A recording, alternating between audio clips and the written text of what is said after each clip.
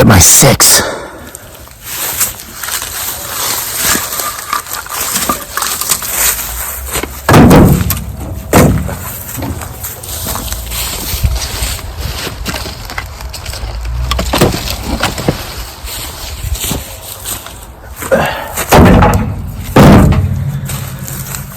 So as you can tell from looking behind me here, the sun's going down. It's getting cold. So I'm just out here getting some really well-seasoned red oak to take over closer to the house to get us through this weekend, keep us warm. It's in the mid-40s right now. Temperature's going to get down to freezing tonight. I opened the tailgate to start loading the wood. And I was reminded that I put this shovel in my truck here about a week ago because I had planned to go dig up a grave, a shallow grave that I created and buried my great enemy 22 years ago, and I was going to go dig it up. So I'd even gotten permission just about a week ago off of the current landowners of this property to do so. I gave them a story about a time capsule, something like that. But I'm going to tell you the true story now. It's a story that I just told my wife dearly, my beautiful bride, aka Giggly Girl, here just about 2 weeks ago. Well, I guess when you bury an enemy in a shallow grave, it's a story that you don't tell too many people about, right? But I'm going to tell it to you now. And having shared it with my wife is what gave me the idea to go dig him up anyway. And even to the point of getting permission from the landowner and keeping a shovel in my truck to do it with. So, about 2 weeks or so ago, my beautiful bride dearly, aka Giggly Girl, and myself were having a conversation that we commonly have. And it's a conversation about gratitude and thanks. We look at where we are now, here on our beautiful homestead in Central Virginia, just outside of Charlottesville. We look at what we have, which is, short version, our needs met. We look at what we want for, short version, nothing. We see that our cup runneth over in all areas of our lives. And we don't feel bravado. We don't have a conversation that is along the lines of, well, we have this because we're so great, or we did this because we've worked so hard, and we've done these great things because we're just great people. The more successful that we become with the passing of time, the more humble we become, because the more we realize these gifts definitely come not from ourselves, but from a power greater than ourselves. And the only reason we do have certain abilities or certain strengths is because these abilities and these strengths have been endowed upon us by our Creator. So, while we were having this conversation, Dearly said something to the effect of, it amazes me how you can continue to do the social media, which is, YouTube, the YouTube channel, Homesteading Off the Grid, what you're watching right now. Because she knows, as many of you probably know, and as I certainly know, I wouldn't really have to at this point if I didn't want to. We do well enough just with book sales, from Amazon, from Etsy, from the ebooks, from the print copies, to where I wouldn't have to do this. I continue to do it because I enjoy doing it. I love doing it. But every now and then she says to me, you get those what we call vertically challenged individuals who live under bridges, trolls. They say the meanest things. They're always, whatever. Won't even get into it. She's like, yeah, because what I don't understand, and this is just me being truthful here, I don't understand why there's not more people doing what we do with the social media thing. Anybody that has a gift, anybody that has a skill, anybody that has a talent could just showcase that gift, skill, or talent on social media and in time, with enough patience, with enough perseverance, with enough stick-with-itness, they too could, be successful and have a wonderful, fantastic life beyond imagination. And I don't understand why more people don't. And this came up during this conversation a couple weeks ago, and Dearly explained to me, she goes, one of the things is, look at all these nasty, mean people that hate you, even though they don't know you, and it stems from jealousy, and we understand this. I mean, it's like Psychology 101. They come on here and they say all these, I would say hurtful, but they don't hurt us, certainly hateful things about me, her, our family. And she's like, that doesn't bother you, but it bothers most people. How have you developed this ability over the years for it not to bother you?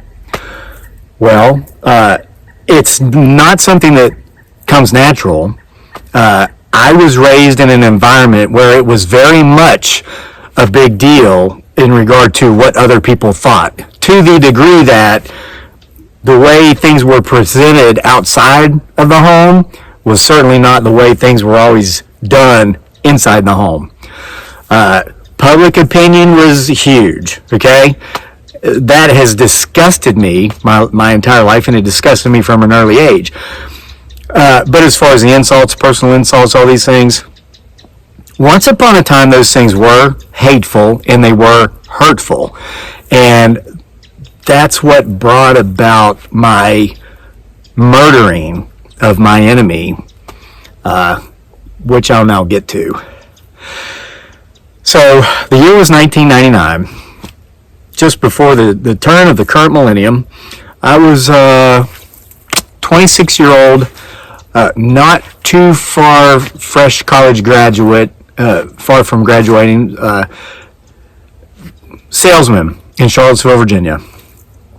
I sold stocks, bonds, and mutual funds for a very large financial firm. And there was something very unique about this firm in comparison to the other financial firms out there doing what we did, and that was in regard to how we got our customers. We did it by going around making 25 contacts a day.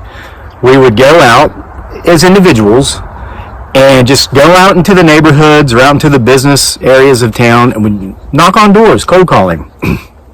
And people would open the door and you'd say, sorry to bother you, ma'am, I just wanted to stop by, or sir, and introduce myself real quick. This is my name, this is what I do, this is who I do it for. If I could ever be of service, I would feel honored if you'd call me. And you give them a card. That was not easy. That was not easy at all. Now, with that said, let me explain to you a little bit about the demographics of Charlottesville. I love Charlottesville. I love it to death. It's my adopted hometown now, even though I don't live in city limits. I'm out in the county because I want this, but I want that to be close enough to just jump in a truck and then boom, I'm there. It's got the University of Virginia, all the athletics associated with that. We love the football games. We go to baseball games. We go to basketball games. They have theater, like not just the theater like a cinema, but actual plays. They have everything, music, and much of it's free. They do this wonderful thing on the downtown mall from like mid-spring through early fall. It's called Fridays After 5. Every Friday from 5 o'clock to like 10, they bring in these bands and they have this concert, and it's free of charge and anybody can go. And I mean, they get big names. This year, I think the biggest act was Melissa Etheridge. Back when I was in college, she was like the thing, So they're not cheap, There are a lot of local bands, but the local bands here are great. A lot of talent. Just a beautiful place to live. Wonderful people. But, there's a lot of snobs, a lot of pretentious, highfalutin, thinking they're better than you because they were born into a better circumstance than you, snobs. And often, and listen, I don't want people just showing up at my house and knocking on my door and trying to sell me stuff. It's happened, not here. But I've lived in subdivisions in town when that has happened, and I've just said, hey, listen, I don't want to take up your time. I'm totally not interested. Thanks for coming by. I wish you the best. And I'd shut the door. That's how most people who didn't want me showing up at their house acted, okay? Most. Many of them wanted to hear what I had to say, and they actually needed my services. And over a period of several years, they gave me their business, and I was able to build up the first profitable business for this firm in the history of the Charlottesville market, and they'd been trying to get a foothold in that market for 20 years and couldn't do it. This is why. Because let me tell you, the highfalutin yuppie type snobs that were mean and were cruel were hurtful. And I mean, they would get you where they saw weakness. And here I was, just moved over to one of the most highfalutin areas in the East Coast, if you take out the Northeast and just outside of D.C., and fresh from West by God, Virginia, and I still had that accent, and they could tell it, and so I'd knock on the door, and there's even a scene in the first story from my book, October Nights, about how they would so often say, they'd just hear me out, and they'd look at me, and they'd say, "Are you from Kentucky?" With this just look of dread on their face, as if they had just stepped in a big old pile of dog doo with their left foot, And I'd say, "Well, no, I'm from West Virginia." And then they go, "Oh." And then it looked as if the dread came from the understanding that they had stepped in that dogged pile of dog doo with their right foot. They would say, "Same thing. We're not interested." Slam the door. And that was let me off easy. A lot of times they had to go out of their way to let me know how I was nothing but a dumb hillbilly from West Virginia. What audacity I had to come into their, highfalutin neighborhood where the cheapest houses were $500,000 and knock on their door. Didn't I understand they not just got their bachelor's from UVA, but they got their master's from UVA, and they worked for UVA, or they were a doctor down at the hospital, and who the hell did I think I was coming over here from Appalachistan and bothering them? It was brutal. It was brutal. So I started, I think, in the spring, April of 99. By October of 99, 6 months later, I'd had it. I'd had enough. I was ready to quit. My pride was telling me, you don't deserve to be treated like this. You're just out there trying to do your job. You came over here because you're trying to, make something better of yourself. That's why you put yourself through college. And all these stuck-up snobs are just beating you down, and they're not letting you do it. So there was a guy, another broker for our firm down in Southwest Virginia, and I picked up the phone and I called him and I said, "Hey," he was kind of like a mentor. He wasn't my boss, but he was a mentor. He was a top producing broker in this firm, even though he was only in his late 30s at the time. He was about 10 years older than me, and he'd been doing this for about 10 years. I called him up and I said, "Listen, I want to quit. I don't deserve to be treated like this. I got all these snobs down here telling me I'm nothing but a dumb hillbilly from West Virginia, and why the hell am I bothering them? Don't I know they've got all these advanced degrees from UVA and yada, da, da, da." He laughed. He says, "I'll give it to you. I wouldn't want to have a business in that town either." He said, "But look, you're doing okay." He said, "If you can just bury your pride for another year and you go out there and you knock on those doors, and he says, when they start talking to you like that, don't even hear them out. Just turn around and walk off the porch, because at that point, they're wasting your time. Get on to the next one." And that's kind of like what I do when I'm doing these troll purges throughout the day on social media. Once I start reading the comment and I see where they're going, and I see that they're just a vertically challenged individual that lives under a bridge, bye. I say a prayer for him. God, please bring this vertically challenged individual who lives under a bridge the same health, wealth, and prosperity you have so blessed our household with. Amen. And I mean it. I sincerely mean it, because I honestly believe these people do what they do because they're so miserable. And when they see someone who's happy and content and not miserable, they're insanely jealous. That's why they do it. But then I ban them, but I don't waste any more time reading those, and I move on. Well, I learned it from this guy. He told me this thing called the 5 W's. I hope I'm getting this right. Some will, some won't, so what, who's next? What? Okay, the 4 W's. Some will, some won't, so what, who's next? He says, just get on out there and go to the next one. He said, you're a young man, you're in your mid-20s. If you can just bury your pride and leave it there for a year and make your 25 contacts a day, you will be successful. It was October. It was almost dark. I got off the phone, and I thought to myself, you know what? I think that guy's right. I could hear the conviction in his voice. I didn't have any sort of experience with sales. I didn't really know that he was right, because knowing is really based upon experience, not reading some shit in a book at a university. I don't like to cuss, but that's the truth. I'm almost 50 now. I've been around the world. I've lived in multiple countries. I speak multiple languages. I've lived within multiple cultures. What I will tell you is that I have learned more about life from living life in the real world than I've ever learned in any book I've ever read, and I can't put into words in a book I could ever write what I've learned in the real world. So I went out on faith after hearing that man say what he said to me on the phone. I had an empty Coke bottle sitting there. I guess I used to drink soda back then. So I took a pen and I took a little piece of paper and I wrote on it the word pride. And I dated it 10, whatever it was, 1999. Stuck it in that bottle. I went out into the yard outside my office. My office was a little brick ranch house. Used to be a house, but Charlottesville had grown so much it was now in the commercial zone. I didn't have a shovel, but I had a hammer because I'd been hanging stuff on the walls. I used the claw of the hammer to dig a shallow grave. I buried that bottle that had my pride in it, figuratively speaking, buried it up, covered it up, and I went back out into those neighborhoods and I knocked on doors until it got dark. And I continued to do that, and I said, well, if I'm a dumb hillbilly and I've got that going against me, instead of 25 contacts a day, I'm going to make 30 contacts a day, okay? I will turn my weakness into a strength by pushing harder and working more. And I did that. And I was with that firm for about half a dozen years. I became the first profitable branch in the history of that firm. I left the firm to go into private practice for a couple of years, after which time I went into the military, Army National Guard, ended up deploying to Iraq, being a machine gunner in Mosul, all that stuff, then spending. It's not that the firm, I thought maybe the firm wasn't for me, but what it was is just the job wasn't for me. The business wasn't for me. I didn't want to quit, though, until I succeeded. I didn't want to quit until I was successful. And so that's how I did it. I wrote my own ending to the chapter of that story of my life. So I shared this with Dearly the other day when we were having that conversation. She says, well, I can't believe you never told me this. I told her, yeah, I can't believe I never have either. I guess I just haven't really thought of it.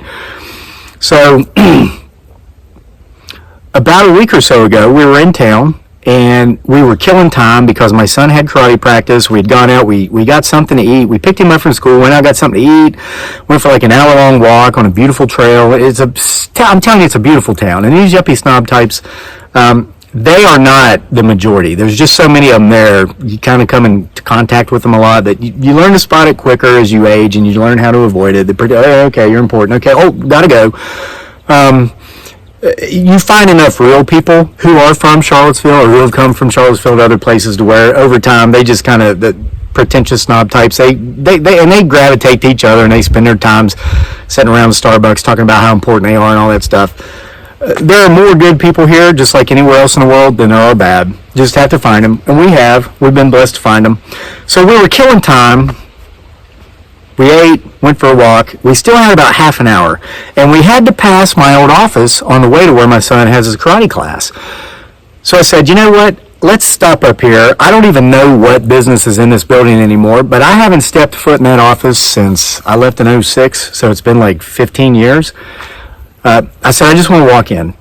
So I walked in, and there was a wonderful husband and wife couple, a little bit older than me, that have a business in there now, and they own the building. They actually bought the building, and I introduced myself, and I told them, 20 years ago, I used to work here, and they could remember when it was my office. Of course, we'd never met, but they just remembered that that's what the building was. And they're a wonderful couple. We really hit it off. And I said, I have an odd story to tell you and a strange favor to ask. And they said, well, what is it? And so I pretty much told them the story I just told you, but a much shorter version about burying my pride in a bottle right outside the window. And I asked them, I said, would I have your permission to come dig it back up? Just for like old sakes. And in my mind, I was thinking at the time, I'm going to make a video of this. And they said, sure, absolutely. Anytime you want, come get it, whether we're here or whether we're not. Dig it up, and we hope you find it. So I got home, and that day, stuck this in the back of my truck. Haven't thought about it until I came out here to get this wood today. But I'm going to tell you this. Here's what I'm going to tell you. You remember I mentioned about how I've learned more about life from the real world than I have anything I've ever read in a book or anything that could ever be written? I wrote that on that paper, and I buried it. I buried my pride. I stopped caring about what other people thought of me. I can take the hits. I can take the insults. I can whatever. I continue to just move forward despite that, knowing that success for me and my family is the ultimate goal, not what anybody thinks about me. So what have I decided?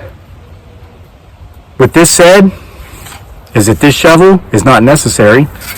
It's going back in the shed, and that pride of mine will stay buried in the ground. I'm not digging it up. See you for more next time.